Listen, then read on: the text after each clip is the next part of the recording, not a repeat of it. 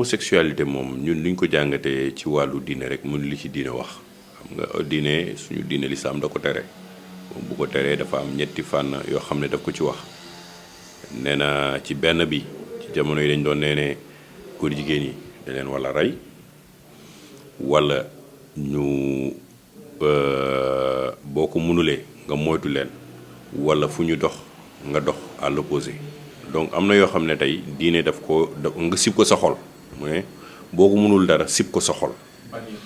bannir ko daal sib ko sa xol donc forcément tey ci société bi ñu nekk am nga 3 options yooyu mais benn option bi sax ñun waxuñu ko ay ne dañuy rey wala affaire yooyu dañu daal ñun daal sib nañ ko ci wàllum sib boobu nag di fàttali ni Sénégal tey dafa am nañ bu ñuy expliquer góor jigéen avant da nga den gis ay góor yu am des habitudes yu jigéen di dem marché di jënd di def loolu dañ ko doon gis wala nga gis lañ ci sabar yi donc ci suñu culture loolu yàgg na fi trop ay Saint-Louis affaire yi mais wàll bi ñu ko bëggee indi tey ak occidentaux yi ni ñu ko bëggee indi ci Sénégal tey mooy lan mooy bëgg ko légaliser te bu ñu koy bëgg a légaliser tamit dañ koy jaaree ci ay jumtuwaay ci ay mots yoo xam ne tey comme nga ne ay genre ay tey dañ ko war a jàngale ci école yi ay droit wu xale yi ku nekk ñu bàyyi ko ñu choisir noonu lañ la commencé di la wutal ay porox ndoll pour jéem a dugal ci xel yi ne góor jigéen dafa am droit ak àq ak yelleef yoo xam ne tey dañ ko war a nangu ci suñu biir ay société te loolu tamit fooguma ne Sénégal tey ak diine bi ñu am ak taxawaayu confrères yi ko loolu war na fi mën a am yoon. waaw mais xam nga position boobu dafa leer parce que aussi dañu sentir benn menace tey menace yi mooy dañu gis ne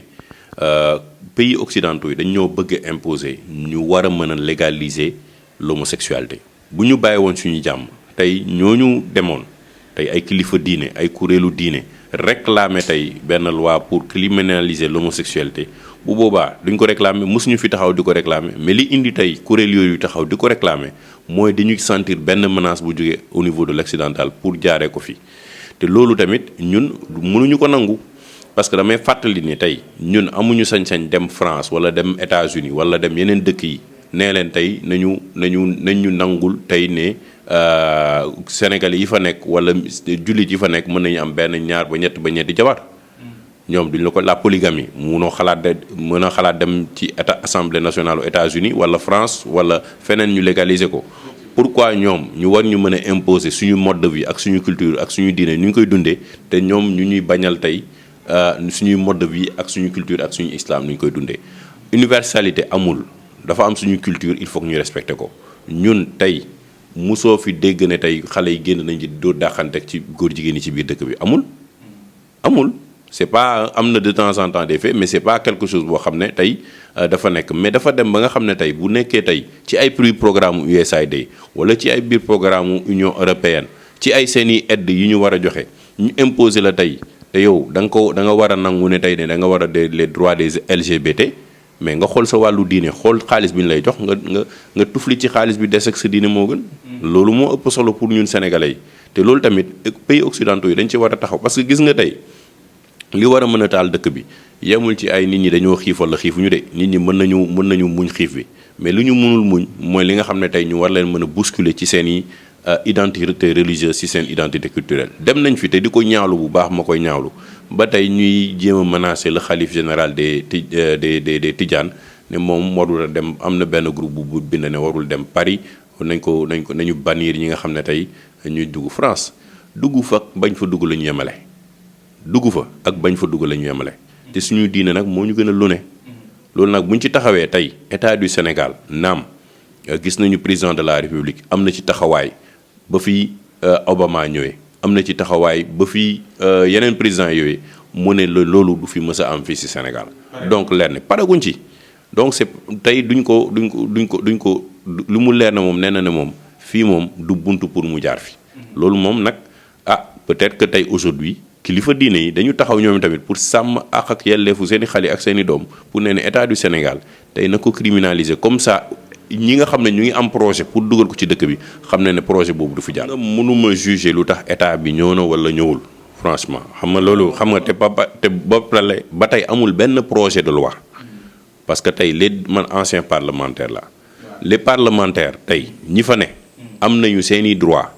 ak seeni yelleef dem defar seen projet de loi amul incidence financière c'est-à-dire que li tax projet de loi mu ñu jàll assemblée nationale mooy dafay am incidence financière ñu ne la yow député bi da nga génnee fan ngay amee xaalis bi pour mën a justifier projet de loi bi. waaw mais moom laa lay wax xam nga viol par exemple c'est une loi boo amul incidence financière c'est-à-dire que doo jël kii mais aujourd'hui la même chose 165 députés yi ku ci neex tey mu defar projet de loi boobu déposer ko assemblée nationale am nañ ko que tu dois que nga nekk député du pouvoir comme député de l'opposition comme député non inscrit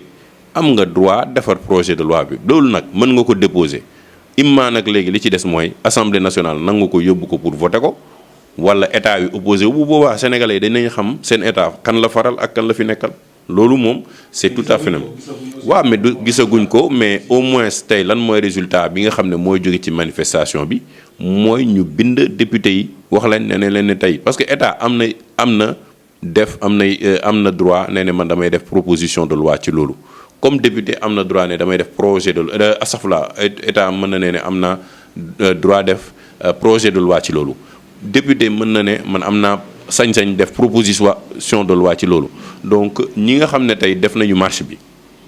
mën nañu saisir directement les députés bind leen ne leen dañoo bëgg ngeen dugalal ñu benn proposition de loi ci loolu te ñoom mën nañu accompagner sax ni ñuy bindee projet de loi proposition de loi boobu. tey loolu mën nga ko laaj ministère de la justice loolu xam nga mën nga ko laaj ministère de la justice pour ne ko léegi tey ci àqu yelleefu sénégalais yi am na tey ñu taxaw ne seen droit mooy ñu protéger leen contre voilà ils ont informé lan la ñuy xaar pour ñu jël proposition de loi projet de loi boobu dinañ xam wala nga laaj ko porte-parole du gouvernement Omar Gueye mu wax ñu lu tax. mais ça n'empêche pas tey laa wax que tey ñiy dox ci ñaxtu bi. war a mën a bind seen propre proposition jox ko député ñu yóbbu ko léegi xam na moo des dinañu xool ndax assemblée nationale dina ci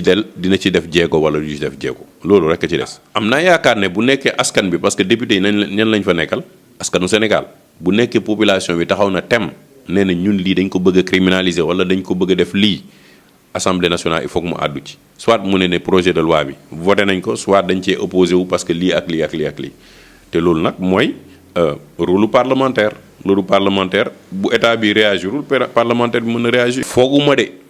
ni Sénégal tëroo ni ñu tëddee ni suñu dëkk bi tëraloo nii ak ni mu mel ak suñu aada ak suñu diine gisuma ay député yu bëri yoo xam ne dinañ ci opposé wu. yaakaaruma ko bu eggee assemblée nationale foog naa ñi yëkkati seen loxo mooy ëpp ñi téye seen loxo parce que ku nekk fii wéeru nga ci benn këru diine. muy nekk chrétien muy nekk musulman yëpp. non xaw ma mais dama ne. ñi ëpp bokk xaw ma parce que tamit mënuma juger ñëpp mais dama ne bu eggee bokk li ma yaakaar dina egg la majorité dañ koy voter parce que ni Sénégal tëddee la moo tax. sama position ci loolu ba tey waxuma ne président de la République warul am damay ne président de la République waxuma Macky Sall de dama ne président de la République du Sénégal ak képp moom mën a doon waxuma ne warul am avion présidentiel loolu suñu souveraineté la suñu sécurité nationale la. suñu image au niveau mondial la yooyu yëpp da nga ko ciy jël en compte loolu man waxuma foofu dama ne ba ñuy décider di jënd avion bi parce que ñëpp laam-laame woon nañu ana avion présidentiel bi fi nekkoon bu ñu décider ne dañuy wut avion bu bees ñu ne 2019 lañ ko décider pourquoi annoncé wuñu ko peuple sénégalais bi pour nee ne état bi jël na décision jëndal président de la république avion présidentiel parce que bii fi newoon mënatuñ ko utiliser. benn ñaar buñ ko annoncé ministère des forces armées mi nga xam ne mooy assurer sécurité président de la république mënoon na informer l'assemblée nationale dafa am yoo xam ne nag dañ koy wax bu ñu nee budget défense wala tey ci avion bi ñuy wax dégg naa ñu ci wax ne question de défense de sécurité la mais kenn joxewul demandé wul ñu joxe spécification avion bi détail de sécurité avion bi kenn waxu ko de parce que loolu nag ñàkk xel la loolu c'est une sécurité nationale mais dañu wax ne aujourd'hui montant wu avion bi ñaata la ñoom ñu nekk foofu di ci ne ay waxu secret défense mais avion bi boo googlee Airbus dina la jox tey le prix de l'avion A320 Neo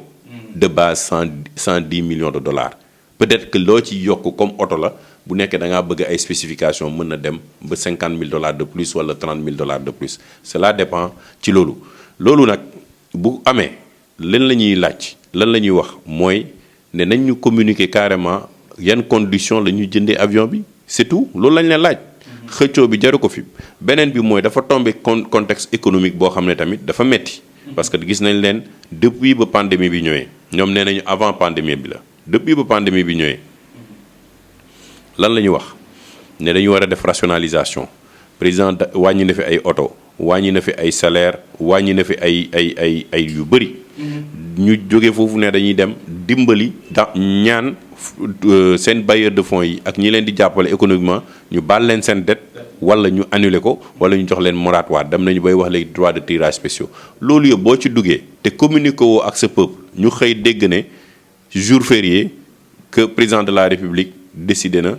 jënd benn avion à 60 milliards mais day normalement day indi incohérence parce que l'Assemblée nationale tey aux États-Unis moom mooy defar Boeing mais Boeing comme compagnie américaine la président de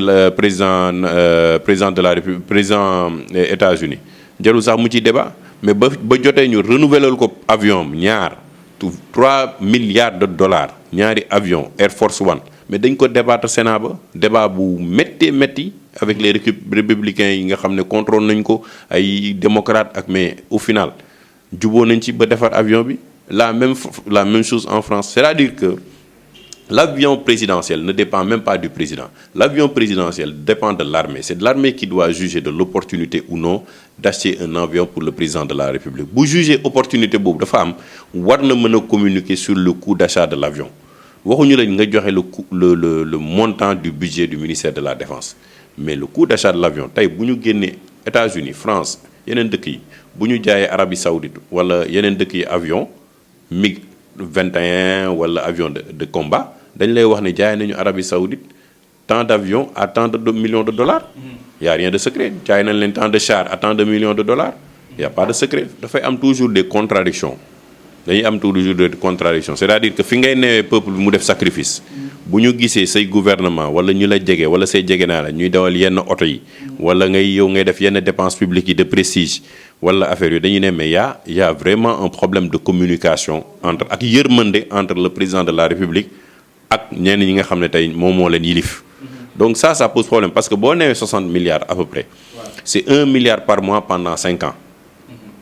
comprendre nga li ma la wax 60 milliards la parce que avion bi dañuy joxe prix de base bi mais waxuñu détails sécuritaires yi ñu ci def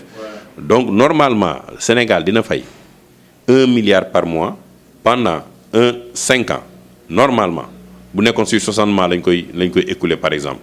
mais dañuy jaar par intermédiaire bancaire ak yeneen conditions yoo xam ne ak commission yu ciy tegu ak affaire yu donc c'est un coût par rapport ak notre dette déjà qui est là qui est très élevée tey bu président de la République neewee tamit day génne 450 milliards pour xale yi 150 milliards par an boo jëlee 60 milliards génnee ko aussi 150 milliards par an ñaan moo ci des. non tu n'es pas mathématique mais xam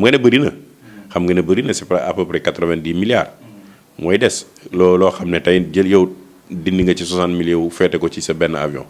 donc il faut que l'État non seulement planifie anticipe mais informe citoyens yi nga xam ne jaaykatu gerte caaf bi mécanicien bi jaaykatu ginaar gi yow mi journaliste bi ak keneen ñi nga xam ne ñu ngi ñax ci ñoom la ñuy collecter seen impôt pour fayal ko avion boobu il faut que l'État au moins ait le respect nawlante ak citoyens yi nga xam ne ñoom ñooy génnee seeni alal pour jox leen ñu leen fay ñuy liggéey c'est pas ñoom ñooñu moom wala ñoom ñoo ñuy defal ay faveur ñun au contraire ñooy def suñuy faveur di génne ci suñuy alal di cotiser ay impôts pour ñoom ñu war a mën a dund donc amal nañ ñu droit ak respect d'information balaa ñuy jël yenn dépenses yi di ko def